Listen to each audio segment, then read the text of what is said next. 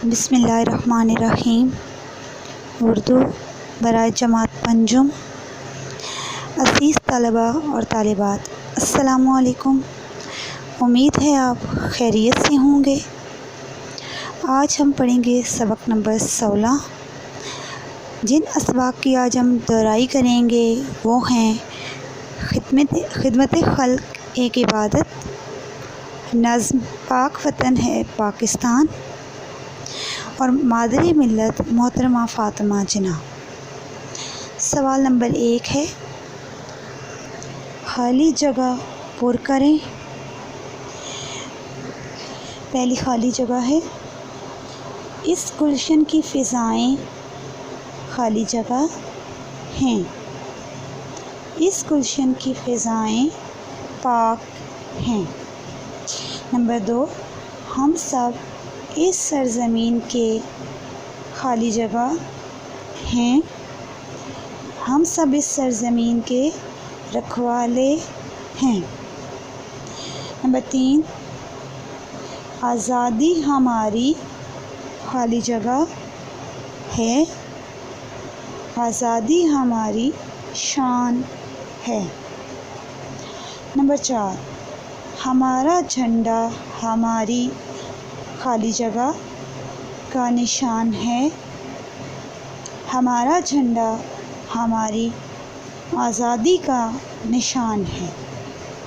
Number 5، پاک سرزمین پر ہماری خالی جگہ بھی قربان ہے، پاک سرزمین پر ہماری جان بھی قربان ہے۔ سوال نمبر 2، سبق کے مطابق خالی جگہ پر کیجیے۔ نمبر 1، محترمہ فاطمہ جناح نے اپنے بھائی کا خالی جگہ پر ساتھ دیا۔ محترمہ فاطمہ جناح نے اپنے بھائی کا قدم قدم پر ساتھ دیا۔ ب، آزادی سب سے بڑی خالی جگہ ہے، آزادی سب سے بڑی نعمت ہے۔ ج، غریب مریضوں کا علاج خالی جگہ کرتی تھیں، غریب مریضوں کا علاج مفت کرتی تھیں۔ د، محترمہ فاطمہ جناح کو بچوں سے بہت خالی جگہ تھا، محترمہ فاطمہ جناح کو بچوں سے بہت پیار تھا۔ آخری خالی جگہ ہے، وقت کی خالی جگہ کرو، وقت کی قدر کرو۔ سوال نمبر 3، سوالوں کے جواب لکھیے۔ پہلا سوال، امن اور آزادی کا نشان کسے کہا گیا ہے؟ امن اور آزادی کا نشان پاکستان کو کہا گیا ہے۔ نمبر 2، اللہ تعالیٰ کن لوگوں کو پسند فرماتا ہے؟ جواب اس کا ہے، جو لوگ اس کی مخلوق سے پیار کرتے ہیں۔ نمبر 3، محترمہ فاطمہ جناح کو دیے گئے لقب کا نام لکھیے۔ محترمہ فاطمہ جناح کو دیے گئے لقب کا نام مادر ملت ہے۔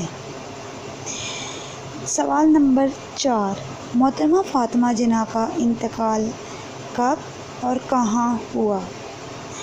آپ کا انتقال 9 جولائی 1967 کو کراچی میں ہوا۔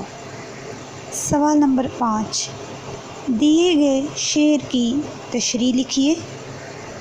شعر ہے، پاک ہیں اس گلشن کی فضائیں، پاک ہیں اس گلشن کی فضائیں، پاک ہے مٹی پاک ہوائیں، پاک ہے پانی پاک گھٹائیں، پاک ہے پربت اور میدان، پاک وطن ہے پاکستان۔ اس شعر میں شاعر یہ کہہ رہا ہے کہ اس گلشن کی فضائیں، مٹی اور ہوائیں پاک ہیں، اس کے پانی، گھٹائیں، پہاڑ اور میدان پاک ہیں، کیونکہ یہ پاک وطن پاکستان ہے۔ سوال نمبر 4، دیے گئے جملوں میں سے کون سا جملہ فعل ماضی، فعل حال اور فعل مستقبل کا ہے؟ نشاندہی کیجیے۔ سب سے پہلے میں آپ کو بتا دوں فعل ماضی کی تعریف۔ وہ فعل جس میں کسی کام کا کرنا یا ہونا گزرے ہوئے زمانے میں پایا جائے فعل ماضی کہلاتا ہے۔ فعل حال وہ فعل جس میں کسی کام کا کرنا، ہونا یا سہنا موجودہ زمانے میں پایا جائے فعل حال کہلاتا ہے۔ اور فعل مستقبل وہ فعل جس میں کسی کام کا کرنا، ہونا یا سہنا گزرے ہوئے آنے والے زمانے میں پایا جائے فعل مستقبل کہلاتا ہے۔ آپ کے سامنے کچھ جملے دیے گئے ہیں، آپ نے بتانا ہے کہ یہ جملے اس میں سے کون سا جملہ فعل حال کا ہے اور مستقبل کا اور ماضی کا جملہ کون سا ہے۔ پہلا جملہ ہے ستارے چمک رہے ہیں، یہ جملہ فعل حال کا ہے۔ ایک روز یہودی کا حق ہوگا، یہ جملہ فعل مستقبل کا ہے۔ حامد نے آئس کریم کھائی،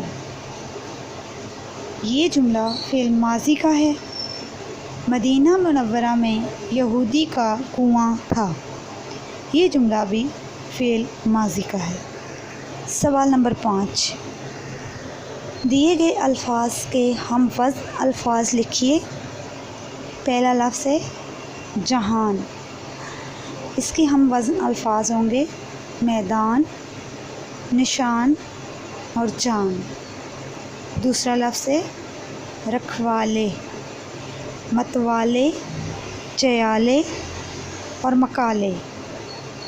تیسرا لفظ ہے امن، دفن، ابن اور وزن۔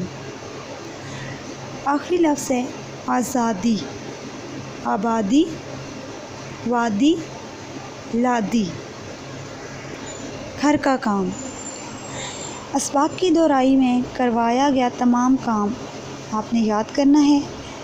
اردو قواعد و انشاء میں دیا گیا مکالمہ، ٹیلی فون کی اہمیت وہ آپ نے یاد کرنا ہے، اور خط بھی آپ نے یاد کرنا ہے۔ یہ تو تھا ہمارا آج کا سبق، امید ہے آپ نے اسے غور سے سنا اور سمجھا ہوگا۔